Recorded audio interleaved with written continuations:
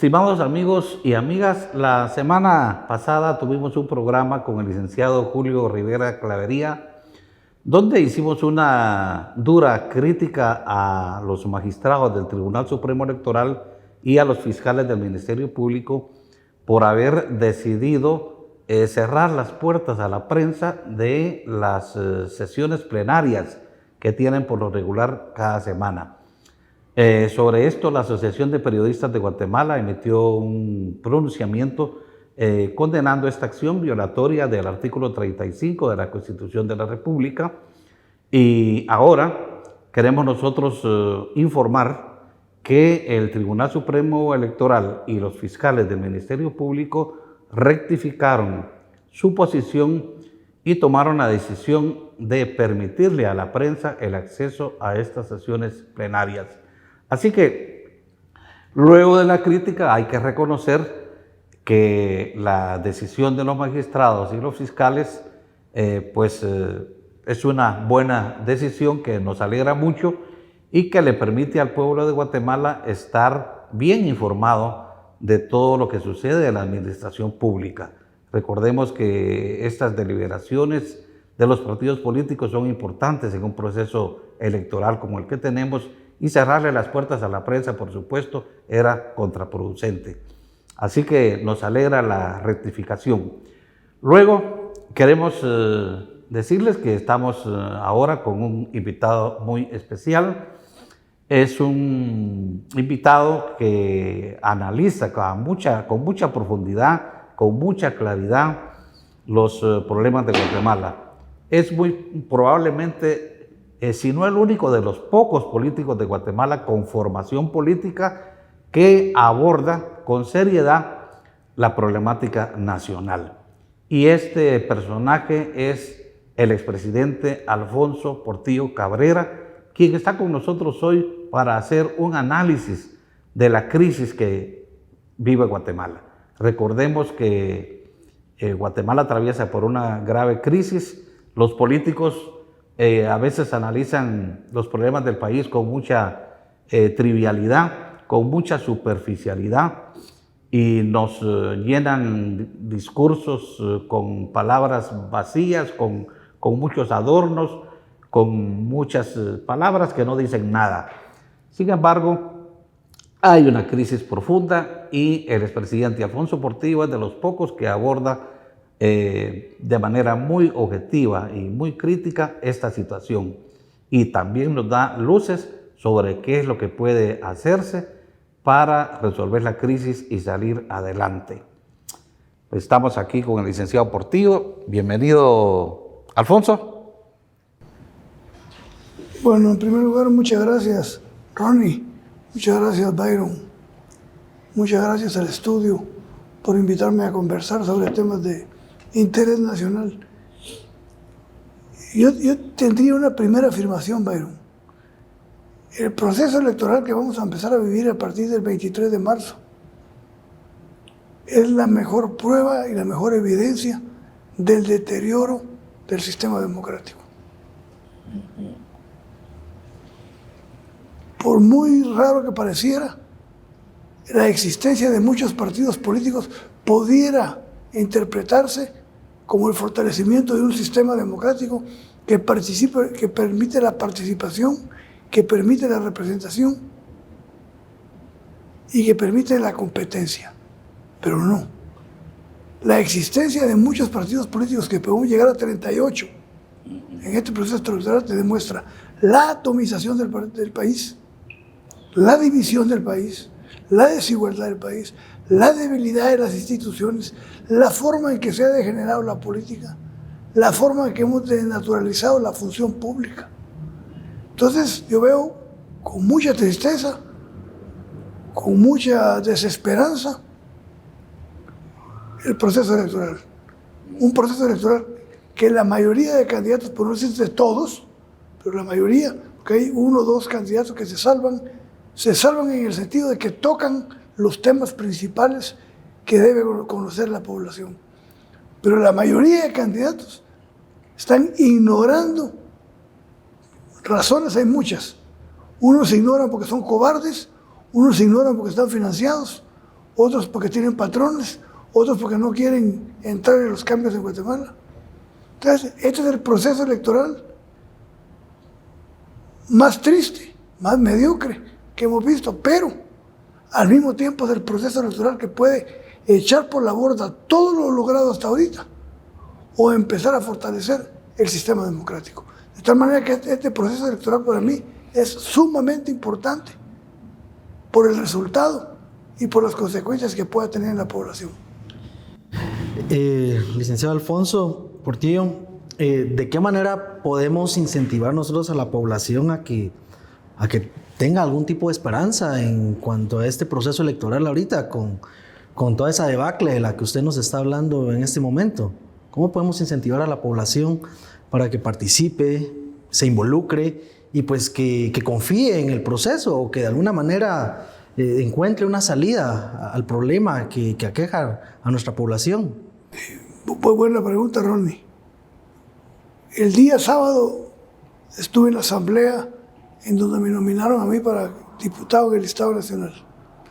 Y antes de que se iniciara la asamblea, se me acercó una señora que no tenía que ver nada con la asamblea, una señora que me encontré en el lobby, y me preguntó: señor Portillo, ¿por qué sigue en política a su edad y a los años?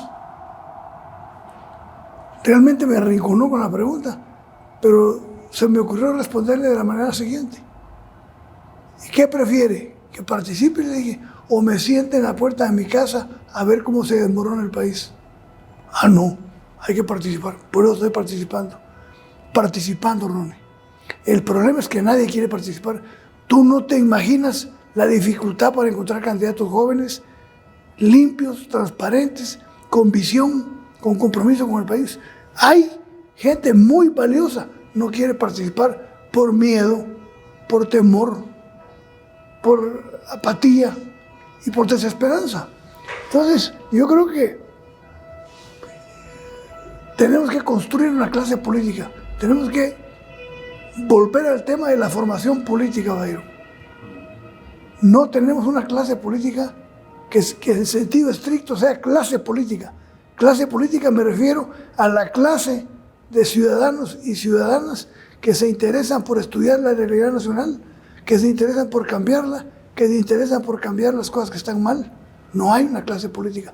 Lo que existe es una clase empresarial, comercial, vinculada al narcotráfico y al crimen organizado, que han usado la política para enriquecerse y han utilizado el Estado para, a la sombra de él, hacer grandes negocios. Entonces, participando es una forma, formación política otra, pero va a ser muy difícil, porque las redes sociales, el 80% de lo que circula es basura, Ronnie.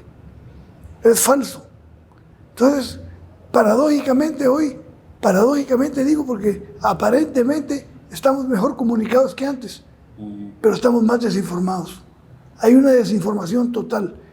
Hoy vive Guatemala la circunstancia que ni con las dictaduras militares, que vos fuiste víctima directa de las dictaduras militares. Las dictaduras militares no hacían todo por controlar todas las instituciones del Estado. No hacían todo por perpetuarse en el poder a toda costa. Y es insólito hasta dónde ha llegado el sistema democrático, que un gobierno electo democráticamente se convierte en una dictadura aborrecible, que puede echar a perder todo el proceso electoral y podemos volver a una confrontación social como la de los años 60. Sí, algunos vemos las elecciones como un punto de quiebre en el sentido de que podemos continuar como estamos ahora. Este sistema que viene se puede perpetuar por un periodo más de gobierno, por lo menos, o se cambia. ¿Cómo puede cambiar? No sé cómo puede cambiar, si por la vía electoral o si en el proceso electoral hay algún tipo de suceso que impida la perpetuidad o la continuidad de este sistema, porque nosotros vemos que en el actual gobierno, por ejemplo, hay un cierre de estructuras de control político la Corte Suprema de Justicia, la Corte de Constitucionalidad, el Congreso de la República, la Contraloría General de Cuentas. Hay una especie como de unión de los astros. Todo el mundo está de acuerdo en lo que se llama hoy el Pacto de Corruptos. ¿Esto continúa o se le pone un punto final y empieza un proceso? ¿Existe la posibilidad de que pueda corregirse y volverse a la vida, digamos, a la normalidad que traíamos nosotros desde hace unos 8 años? Porque traíamos una normalidad, al menos funcional, digamos, del sistema. Pero esto se ha roto, se ha configurado una dictadura, ¿verdad? Y entonces, ¿existirá la posibilidad de un cambio o qué pasará si continúa el estado de cosas?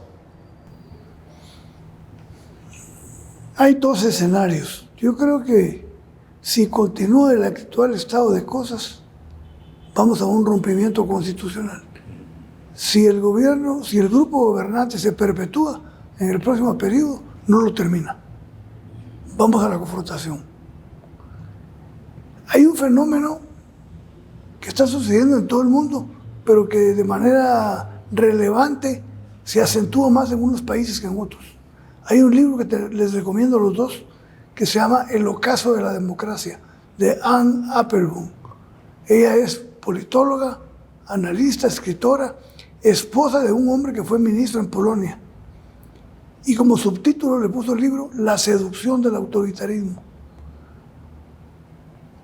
Estamos en la caída de la democracia, no estamos en ascenso en los sistemas democráticos, estamos en decadencia. Incluso la democracia más antigua del mundo, como la norteamericana, y que les había funcionado hasta que llegó Trump, tiene una decadencia tremenda para poder sobrevivir como venía sobreviviendo. Pero hay un elemento que no se da en países como Estados Unidos, Francia e Italia, pero que se da en Guatemala, el narcotráfico. El narcotráfico permeó toda la estructura social, permeó el sistema financiero, permeó la industria, permeó el comercio exterior, permeó la política y convirtió a la política en el instrumento eficaz para lavar dinero. Entonces, ese es un fenómeno que viene a trastocar completamente lo que habíamos pensado. Hoy, para participar, tenés que tener mínimo 4 millones de quetzales. ¿Quién los va a tener? Y si los conseguís, tenés que pagarlos. Y para pagarlos, tenés que hacerlo con obra pública. Entonces, yo creo que estamos en un punto de quiebre. Yo tengo mis dudas de que el gobierno actual pueda perpetuarse.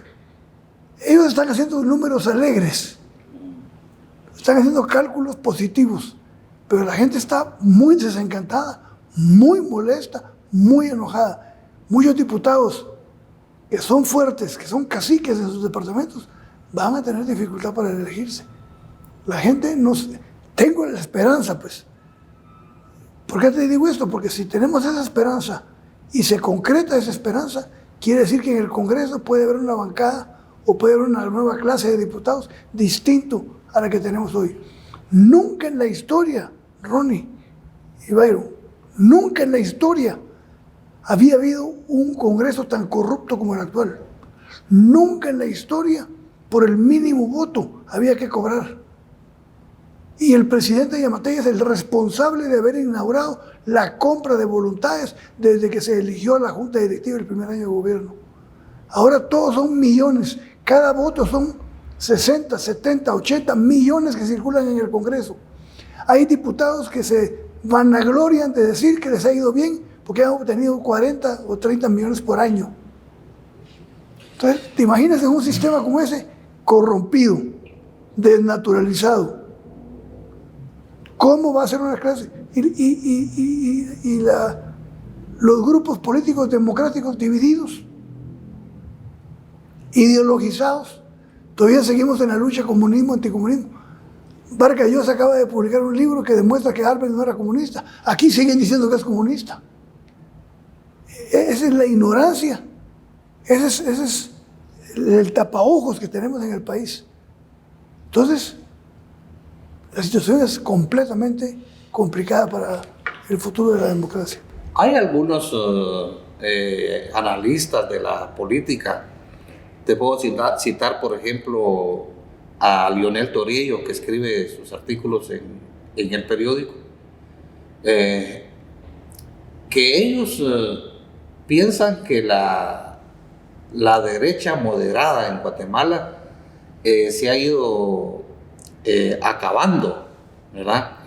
Que hay que buscar que una derecha inteligente, que una derecha preparada, que una derecha, digámosle, democrática, entre comillas, pudiera influir para cambiar las cosas, junto, por supuesto, a una izquierda moderada. Pero ese escenario parece un poco pesimista en la medida en que los partidos políticos pues no pareciera que tienen la intención de provocar ese cambio mediante una apertura de cuadros para que llegue gente con una mejor disposición y más honrada y más decente y más preparada a los puestos públicos. No pareciera que los partidos vean esa problemática y sientan la necesidad de que pues llevar gente nueva y preparada y decente a los cargos puede significar un cambio para el país. Pareciera que hay una réplica de lo mismo. Mira, qué bueno que comentas eso, porque me permite comentar algo que quiero que la gente sepa. Uno de los partidos con los que negocié y llegué a un acuerdo preliminar se llama Nosotros, el partido dirigido por Rudy Guzmán y Nadia de León, la hija de Sandra Torres. Les vi buena intención, les vi apertura, creí en la oferta que nos hicieron, pero creí más cuando me dieron la autorización para que buscara un candidato presidencial con libertad, un candidato transparente, un candidato que no se hubiera comprometido con los factores de poder, un liberal democrático, un capitalista en sentido estricto que no hay en Guatemala. Aquí lo que hay es mercantilistas, pero no hay liberales. ¿Y a quién busqué? Busqué a Lionel Torillo. Y me costó 3, 4 reuniones constantes con él, consecutivas. Y me pareció que es una de las mentes más brillantes que tiene Guatemala. Tiene clara la historia del país, tiene claro los cambios que hay que hacer en Guatemala y tiene la clara convicción de que tiene que participar. Aceptó. Solo lo escucharon 2 veces a Rudy y Nadia y se asustaron. Dijeron que era comunista. Sí, te lo estoy diciendo. Al extremo que cuando platicando con Jorge Briz, cuando supo que la posibilidad de Lionel Torillo para presidente, dijo, es la mejor opción que pueden encontrar. Es más, yo diría que es la única opción. Sí, pero tiene un discurso incendiario y comunista, dijo Nadia. Esa es la mentalidad de los partidos. Los partidos son creados como sociedades anónimas para tener una cuota de poder y disfrutar del pastel de los negocios públicos. Por eso me salí de Nosotros. Nos engañaron y cuando estaba la posibilidad de cerrar el acuerdo y que incluso Lionel hizo los esfuerzos por conseguir recursos financieros para apoyar la campaña, le dijeron que siempre no. Entonces, ¿quién quedó mal? Lionel Torillo iba a estar sentido conmigo. Pero, ¿por qué hice el esfuerzo? Porque hay gente, como la que vos calificás, que yo no calificaría de derecha ni de izquierda.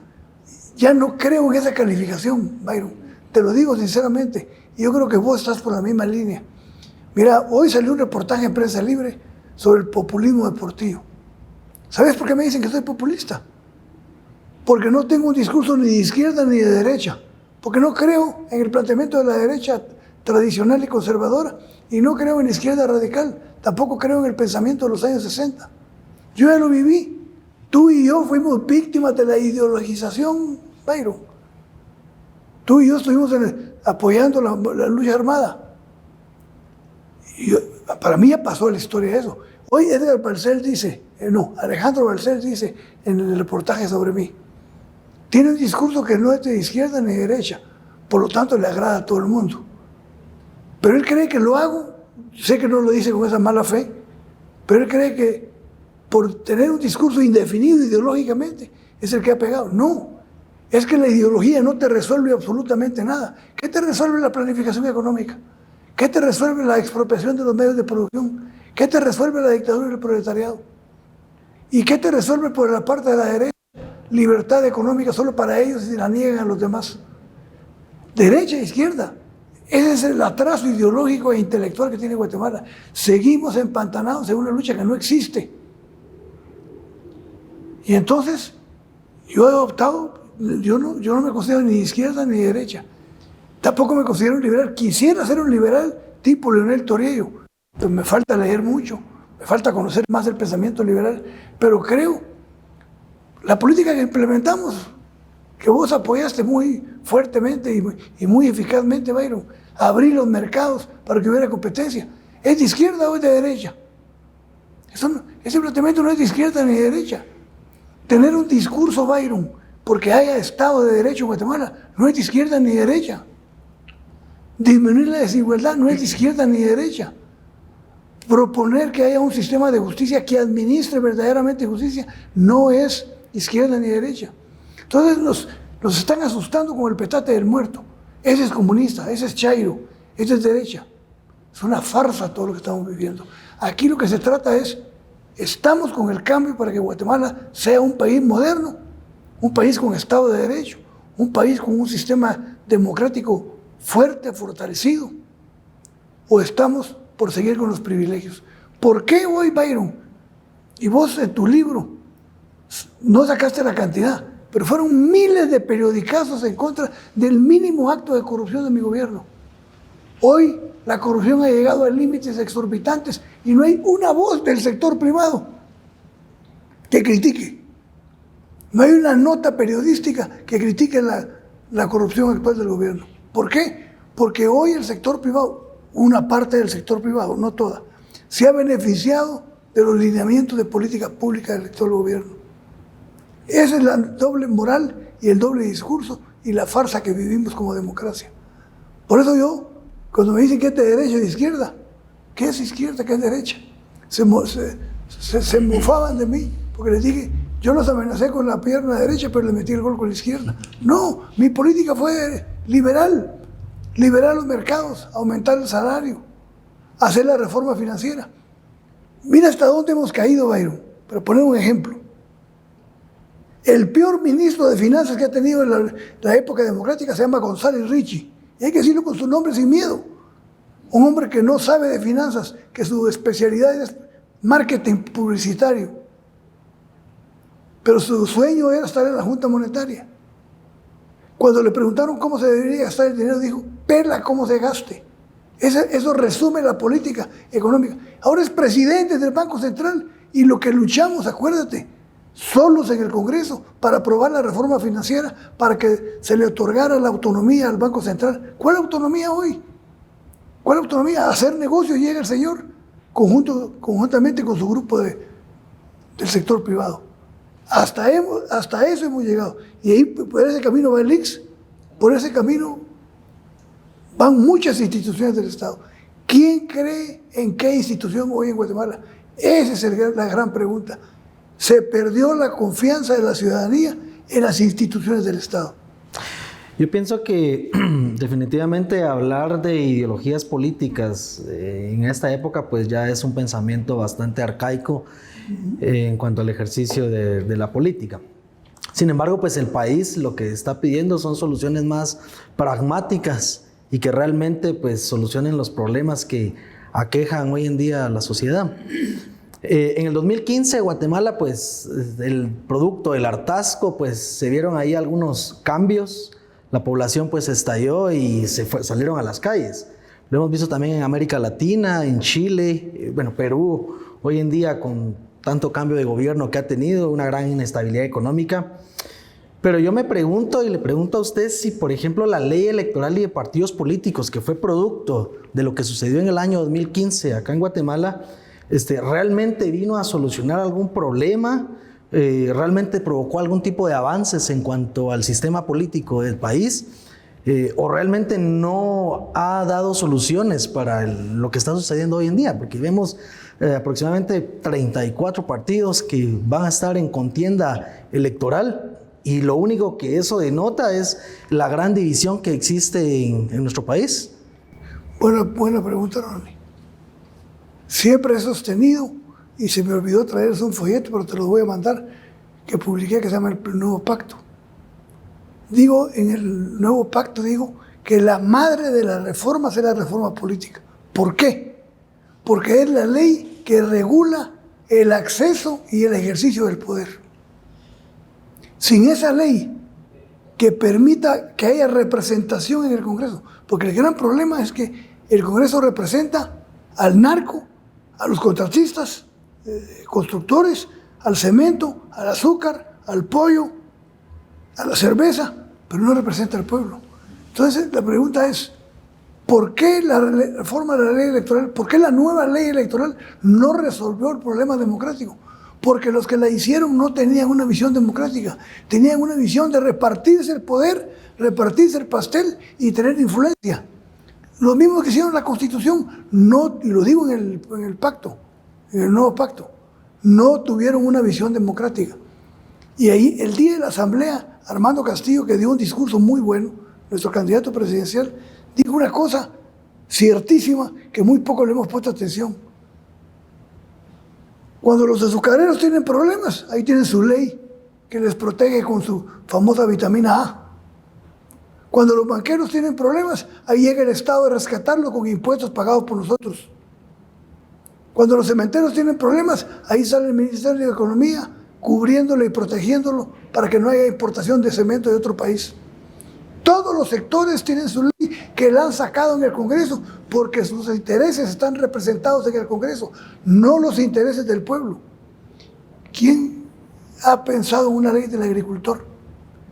¿Quién ha pensado en una reforma del Código de Trabajo? ¿Quién ha pensado en una reforma para modificar el proceso de establecimiento del salario mínimo? Los que tienen las leyes, los que hacen las leyes aquí son los que tienen representación en el Congreso. Por eso la lucha en esta elección es quitarle la representación al pacto de corruptos. O disminuirle, quitársela va a ser difícil porque cuentan con todos los recursos. Imagínate que de los 30,000 millones que aprobó el Congreso con motivo de la pandemia, solo han gastado 10,000, 20,000 los tienen guardados para la campaña. Eso es una barbaridad. Ese es un crimen de Estado. Ahora, Alfonso, ¿qué llamado le harías al Tribunal Supremo Electoral para que este proceso pueda significar algo positivo para el pueblo de Guatemala? Qué bueno que tocas ese tema porque el árbitro electoral juega un papel importante. Si tú te acuerdas cuando se creó el Tribunal Supremo Electoral y se celebraron las primeras elecciones, la gente confió en el Tribunal Supremo Electoral. Sabía que estableció reglas claras para que hubiera un proceso competitivo, abierto y transparente. Se hizo un proceso abierto para sumar los votos de quien obtenía la mayoría, y el que obtenía la mayoría obtenía el poder. Hoy eso está en duda. Yo respeto mucho a los miembros del Tribunal Supremo Electoral, hay gente con mucha experiencia, pero tengo miedo de su independencia y de su autonomía. Y si corremos el riesgo de que el árbitro electoral está contaminado, podemos esperar cualquier cosa. Depende del Tribunal Supremo Electoral, y aquí aprovecho tu programa para mandarle un mensaje a los magistrados del Tribunal Supremo Electoral, a los que conozco a la mayoría y los respeto. Pueden pasar a la historia como el peor árbitro electoral de la historia de Guatemala, o pueden pasar como el tribunal que salvó la democracia. De tal manera que, por lo que veo, todavía doy el beneficio de la duda, pero estoy preocupado. Porque el Tribunal Supremo Electoral, que hace de todo aquí, Byron, no es como en México, que existe el INE y existe el Tribunal de la Federación Electoral, el Tribunal Electoral de la Federación. Aquí el tribunal hace todo, convoca, organiza elecciones, califica a quién participa, califica a quién gana, quién pierde, y todavía resuelve las contradicciones producidas por el proceso electoral. Hace es juez y parte. Debe haber un instituto que organice las elecciones. Y debe haber un Tribunal Supremo Electoral que resuelva las controversias derivadas del proceso electoral. Por eso te digo, el Tribunal Supremo Electoral tiene que jugar un papel, porque hoy una de las tentaciones del autoritarismo es controlar los tribunales supremos electorales. Entonces yo creo que el Tribunal Supremo Electoral tiene una gran responsabilidad, como nunca. Y yo no sé si están conscientes, yo espero que sí, porque el Tribunal Supremo Electoral está para organizar, para sumar y para determinar quién ganó, no para descalificar quién participe y no. Eso lo tiene que decidir el pueblo. Al pueblo no se le puede poner una cartas marcadas. El pueblo necesita que tener opciones distintas, con libertad, sin temor, sin miedo. Y hoy están descalificando antes de que llegue el proceso electoral. Eso me preocupa. Vos defendés tu derecho a participar. Sí, de todo el mundo. Yo creo que yo intento por tercera vez, porque me la han negado 2 veces, creo que hoy pueden hacer una interpretación distinta del 113 constitucional y me pueden inscribir. Gran ánimo por estar en el Congreso no tengo, pero tengo el ánimo de poder contribuir a que esto cambie. Y si cambia, se tiene que cambiar de adentro y peleando adentro. De afuera no puede hacer nada, Byron. Estábamos hablando sobre la actitud del Tribunal Supremo Electoral, que aún le damos el beneficio de la duda. Esta campaña es muy corta, ¿verdad? Según el Tribunal Supremo Electoral, el 27 de marzo empieza, ya pueden los candidatos. 27 o 23. 27 creo. 7. Y a partir de esa fecha, los candidatos ya pueden hacer campaña abierta. Correcto. ¿No te parece muy corto el tiempo para una campaña electoral? No solo me parece muy corto, sino malintencionado. Sí. Porque en una campaña corta llevan ventaja los que tienen más recursos y los que tienen mejor posicionamiento. No es terreno plano. Lo que exigimos del Tribunal Supremo Electoral es terreno plano, que juzgue por igual a todos, no que le aplique la ley a unos y a otros no. Por ejemplo, inscribe 2 veces a José Ubico, que está en las mismas condiciones jurídicas que yo, y a mí me niega 2 veces. Ese es trato desigual ante la ley. Bueno, él tiene solicitud de extradición. Sí, ahora no sé si lo va a inscribir por tercera vez, pero es capaz el tribunal de inscribirlo por tercera vez, ¿verdad? Él tendrá que resolver su situación jurídica, pero el Tribunal Supremo Electoral no ha dado trato igual. Y acordate, la igualdad de la ley es uno de los principios fundamentales del Estado de Derecho. El Estado de Derecho, ninguno se cumple aquí. Fíjate los principios del Estado de Derecho. División e independencia de los poderes del Estado. ¿Hay? No hay. Tenemos una Corte Suprema que tiene más de 2 años de su periodo y nadie dice nada, ni pasa nada en el país. La certeza de la ley, que la ley con que te juzgan haya sido aprobada antes del delito que cometiste. Esa es la certeza de la ley. La igualdad ante la ley. No hay apellidos ni posición económica ante la ley. La generalidad de la ley es para todos. Cuando la ley no es para todos, se convierte en privilegio. Cuando la ley tiene apellido y nombre, es un privilegio. Y ese es el problema. Por la esencia de este proceso democrático, Byron y Ronnie, es rescatar la institucionalidad del país. Si no rescatamos la institucionalidad, difícilmente vamos a tener una democracia pujante. Hay una frase que yo utilizo en mis conferencias. Hay que leer a Confucio, Byron. Yo le voy a mandar unos libros. Hay que leer a Analectas, que es el resumen de los pensamientos. La maravilla de Confucio es que son como aforismos, no son textos largos. Entonces, cada aforismo es un ensayo como de 50 páginas, porque le puede sacar una riqueza impresionante. Le pregunta a un alumno a Confucio: maestro, dígame 3 características para que haya gobernabilidad, estabilidad y prosperidad en un país o en un estado.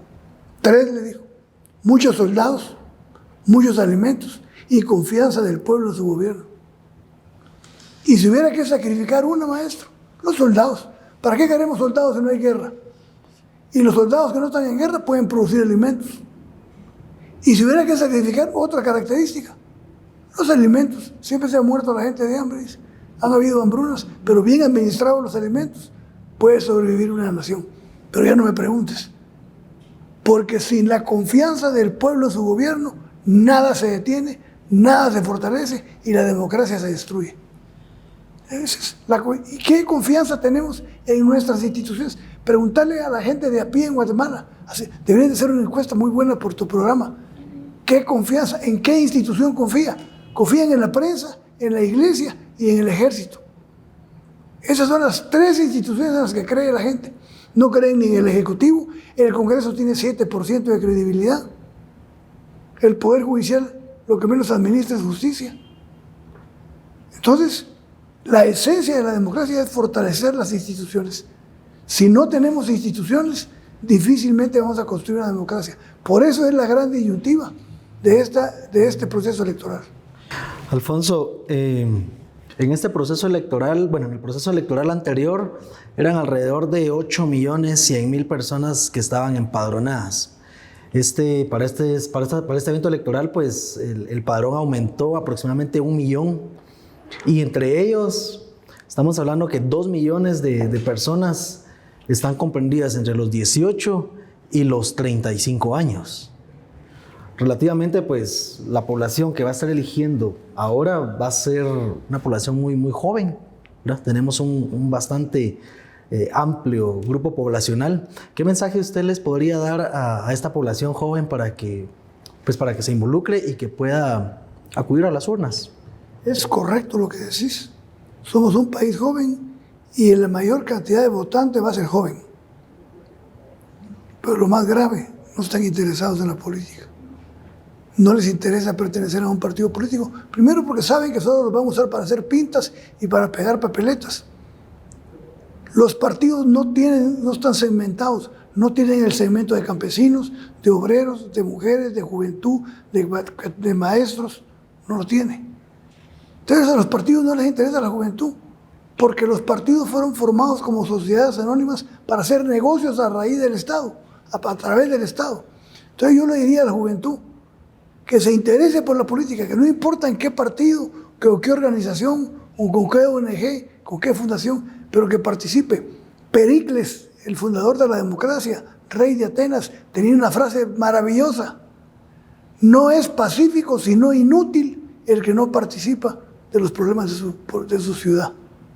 Y el gran problema aquí es que no participamos, hay apatía. Yo creo, ojalá que me equivoque, que va a haber mucho abstencionismo en esta elección. A la juventud que se comprometa, porque después se queda alegando uno cuando ya no tuvo el compromiso. No votó y alega. ¿Qué autoridad moral tiene uno para reclamar los actos malos de gobierno si no participó en su elección? Y cada voto que uno no emite es un voto que emite alguien contrario a nosotros, en contra de la democracia. El mensaje es: participen, interésense, lean, no crean. Hay un libro, te lo recomiendo también, se lo recomiendo a los dos, se llama Sobre la tiranía, de Timothy Snyder. Por cierto, acaba de salir del hospital y publicó un libro del diario en el hospital, 21 consejos sobre la tiranía. Y dice: aléjense de la pantalla y del teléfono, lean, porque no lee la juventud de hoy. Y el que no lee, cree lo que le cuentan, hermano. Y hay otro libro, que está en Sofos, que es una maravilla, que se llama El tirano. Fíjate cómo hoy los autores están yendo por el tema de la tiranía, porque la tiranía le está ganando el terreno a la democracia. Pero el libro es tan interesante que se llama El tirano. Lo escribió un profesor de Oxford. Es éxito mundial. Y como subtítulo se llama Shakespeare y la política. De las obras de teatro y de sus obras literarias sacó la explicación de cómo actúa el ser humano ante la política. Precioso libro. Sí. La democracia se ha desacreditado mucho porque hay una clase política muy desprestigiada y porque los instrumentos de participación también se han deteriorado y el Estado mismo ha abandonado la educación.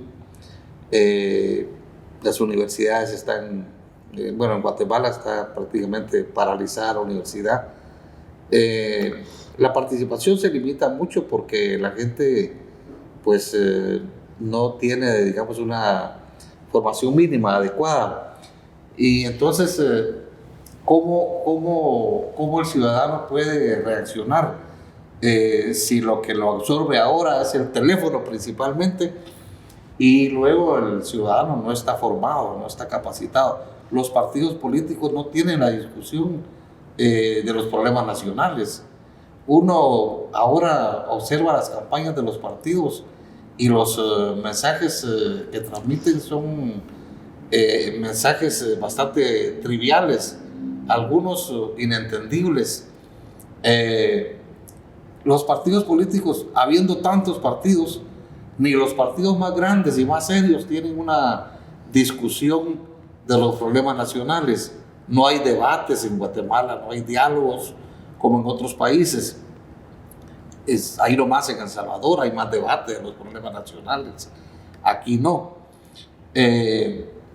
¿Cómo hacer para que los partidos políticos pues tengan otra forma de presentarse ante los electores, que no sea la trivialidad y los mensajes vacíos que no dicen nada, los discursos vacíos? Si lo esperamos que lo hagan los partidos políticos, nos vamos a quedar esperando. Los partidos políticos no van a cambiar porque su lógica y su filosofía es el negocio. No es transformar el Estado ni llevar bienestar a la población. Tiene que salir de la reforma política. Por eso digo, la madre de la reforma será la reforma política. Obligar en la reforma política, en la reforma electoral, que los partidos inviertan en formación, inviertan en juventud, inviertan en la elaboración de programas, de planes y lineamientos de política. No hay. Para poner un ejemplo, nos llevan años luces de diferencia, pero lo tenemos de ejemplo, Francia. Todo el que está en el Congreso y en el Senado de Francia ha pasado por la Escuela de Altos Estudios en Administración Pública. Son formados, son políticos profesionales. ¿Quién es político profesional aquí? Ayer oí el discurso que me dio escalofrío de una candidata a la presidencia de Guatemala. Le gritaba a la gente como fascista. El pueblo manda, el pueblo manda. ¿Qué quiere decir eso? ¿Qué mensaje le está diciendo al pueblo? ¿Y quién la manda a ella? ¿Y cuándo ha mandado el pueblo en Guatemala? El pueblo manda, pero quiero que lo oigan, que da miedo. Y después como que era Luis Miguel, el pueblo manda, le gritaba a la gente, el pueblo manda. Esos son los discursos mediocres, la pobreza intelectual. Porque acuérdate que hasta Marx decía, cuando no se tienen ideas y pensamientos, cualquier palabreja estúpida la utilizan de propaganda. Sí, hay otro candidato que ofrece la pena de muerte, hay otro candidato que sale con una ametralladora en un polígono diciendo cómo es que hay que enfrentar a la delincuencia. Ese expresa el nivel de la democracia que tenemos. Esa es la democracia que tenemos. Pero no hay que perder la esperanza, Bayro. Nosotros ya estamos en nuestra época retirándonos, pero algo tenemos que hacer. Yo, 72 años, estar en el Congreso quiero dedicarme a formar. Ya tengo ubicada la casa, vamos a celebrar el convenio de contrato de renta. Quiero hacer una escuela de formación política para jóvenes de todos los partidos, no necesariamente para un partido, en general, porque no hay formación. Y para acabar, Byron, y vos lo tocaste, hasta la universidad está copada. Sí, claro. ¡Qué tristeza! Es una tragedia nacional lo que le está pasando a la Universidad de San Carlos. Tragedia nacional.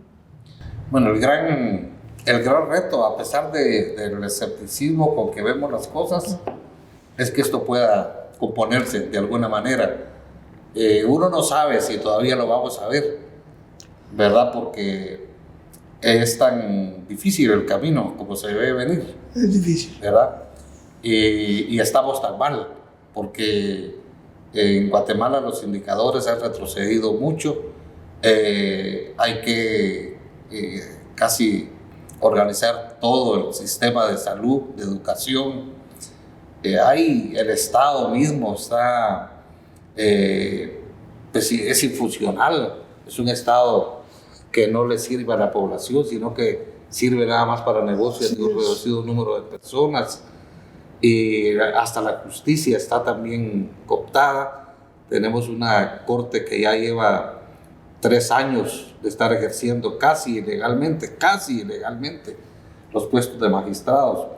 Entonces es bastante difícil el camino que tiene que seguir el pueblo de Guatemala para poder pensar en un cambio, porque aquí no estamos hablando de un modelo, de un sistema, sino que el país vuelva a la normalidad de un país como los demás países, donde se ve que hay cambios, que hay niveles de prosperidad, de avances en la economía, pero aquí no, aquí estamos bastante paralizados. Y es muy triste que uno tenga que hacer este escenario tan fatalista, pero no sé de qué otra manera pueda uno ver el país. Yo creo, retomando un poco lo que dijo Ronnie, cada quien debe cumplir con su rol. Y ojalá estemos conscientes de cumplir con nuestro rol y jugárnosla. Por ejemplo, los jóvenes deben participar en política. Hoy hay empresarios, por ejemplo, en Zacapa, ayer encontré un empresario de éxito, clase media alta, que quiere ser alcalde de Zacapa, en un ambiente hostil, en un ambiente peligroso. Pero está tomando la decisión, que es una decisión valiente, lo consultó con su familia. El mismo candidato vicepresidencial de Viva es un empresario de éxito, agrícola, que fue viceministro de Seguridad Alimentaria con Colón. Un hombre que se llama Edgar Grisolía, un hombre respetable. Consultó con su familia y dijeron, metete, aceptá. Entonces todos tenemos que hacer lo que nos corresponde, tener conciencia de que por lo mínimo que sea, por ejemplo, yo te voy a decir una cosa, tu programa es de los pocos programas que tienen debate nacional, de los temas nacionales. No hay debate en los medios de comunicación. Hay calumnia, hay mentira, hay invento, hay sarcasmo, hay burla, pero no hay debate. Y si no hay debate en el Congreso, que debe ser el centro de debate por privilegios y por antonomasia del país.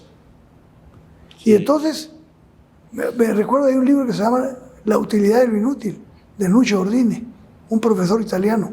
Lindo libro, ahí lo conseguís también, 60 pesos cuesta el libro. Y cuenta una anécdota de un pajarito. Se estaba incendiando un cerro y todos los animales empezaron a huir. Pero el pajarito iba a un río, un riachuelo, se mojaba las alas y iba a echar agua al fuego. Y le dice el león, pájaro ridículo, ¿qué vas a andar apagando ese fuego con tus alas? Bueno, dice, yo hago lo que puedo. Ojalá que todos los guatemaltecos pudiéramos hacer lo que podemos. Sí, bueno, yo pienso que ahí sí que, a pesar de tanto escepticismo del que estamos hablando acá en perspectiva, de cómo se ve, cómo va a estar el país en un futuro, con este sistema político, pues hay que apostarle a los jóvenes. O sea, realmente, por mucho que digamos de que sí, las ideologías, pues lo único que hacen las ideologías políticas es dividir a las poblaciones, pero una característica que tienen los jóvenes es el idealismo. Y yo creo que en ese idealismo pues radica la esperanza, y sobre esa base se podría construir, sobre la base de la juventud, una nueva nación.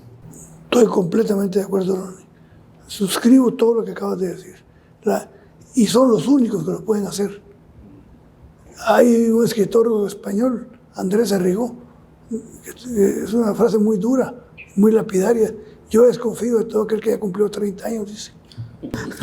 Hay jóvenes que están incursionando en la política. Yo hace poco estuve platicando con el alcalde de Santa Catarina Mita. Por cierto, en Santa Catarina Mita nos transmiten este programa en las 2 empresas de cable que ve la población. Pero el alcalde, como 30 y algo de años tiene, y es ingeniero, y es un hombre muy, muy visionario. Lo que siento a veces es que los jóvenes están muy bien intencionados, ¿verdad? Quieren hacer cambios, y a veces se van un poco más por las reformas materiales. ¿Qué es lo que debe hacer un alcalde en su municipio para fomentar el desarrollo, el bienestar de la población que tienen a su cargo.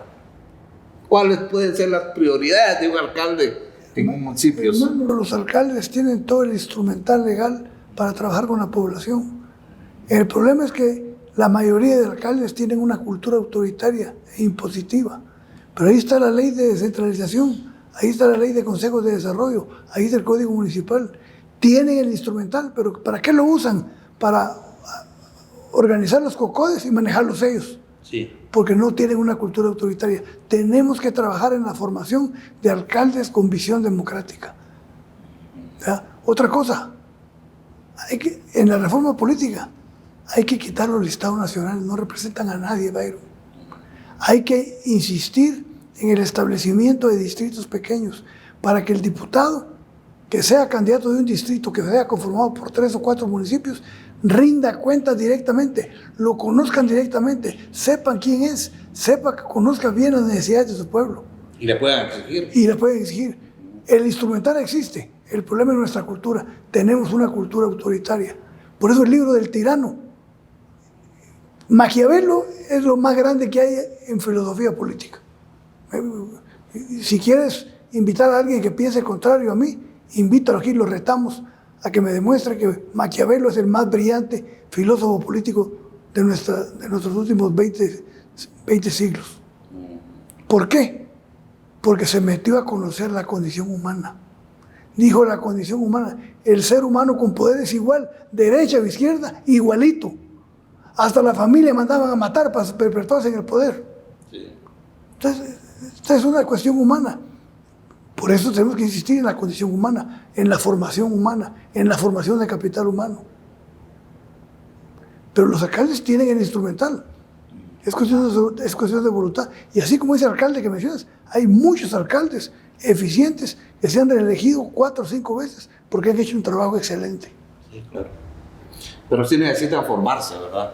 Hay que formarse. Formarse políticamente también, porque yo le decía al alcalde, bueno, no se quede aquí en el municipio, hágase diputado, ¿verdad? Pero fórmese, hágase diputado, porque necesitamos que gente joven y gente, sobre todo gente con buenos propósitos, que no aspiren a llegar al Congreso solo a hacer negocios, sino que a trabajar por el país. Claro.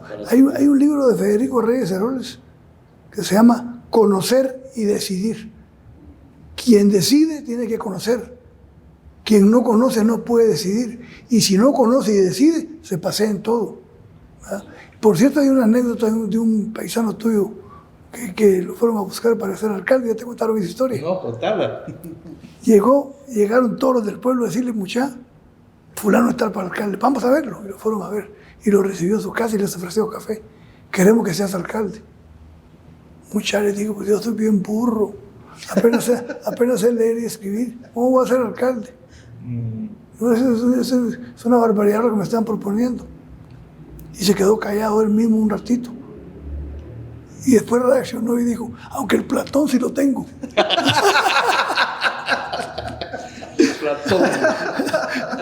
Bueno, pues Alfonso, muchas gracias por haberte tenido. Muchas gracias. Extendimos el tiempo del programa. Nos da mucho gusto haber estado y espero que no sea la última vez que estés aquí con nosotros. Hagamos un programa sobre Maquiavelo. Invita a alguien especialista que conozca Maquiavelo, porque Maquiavelo hay que leerlo.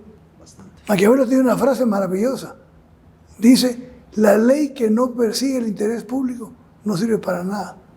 Y es mejor arrepentirse de haber hecho que de no haber hecho. Sí. Muy Pero problemático. Maquiavelo también da algunos dictados que le sirven al malo. Sí, porque el príncipe, que es donde están los consejos, se lo dio a uno que estaba en el poder para que se conservara, Sí. para quedar bien con él. Bueno, pero es que ha sido mal interpretado también, porque sí. realmente él Total. solo hizo una visión de cómo se comportaba. Exactamente, la política. dijiste una gran cosa. Maquiavelo no hizo más que trasladarnos a nosotros lo que él vio y lo que él vivió. No hay juicios de valor. Y entonces ha sido malinterpretado, tergiversado y vilipendiado. Cualquier idiota que hace una estupidez dicen es maquiavélico. Sí, hay una frase que a mí no me gusta de Maquiavelo, que él dice, es mejor ser temido que amado. Y pues no deja de tener Elección de poder, ¿verdad? Elección de poder. elección de poder.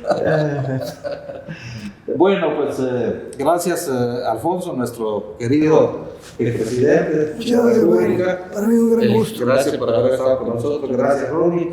Nos despedimos de ustedes. Ya saben que nos pueden sintonizar en sus empresas de cable, en su aplicación Más TV Guatemala o en las redes sociales. Gracias por su atención y nos vemos la próxima semana.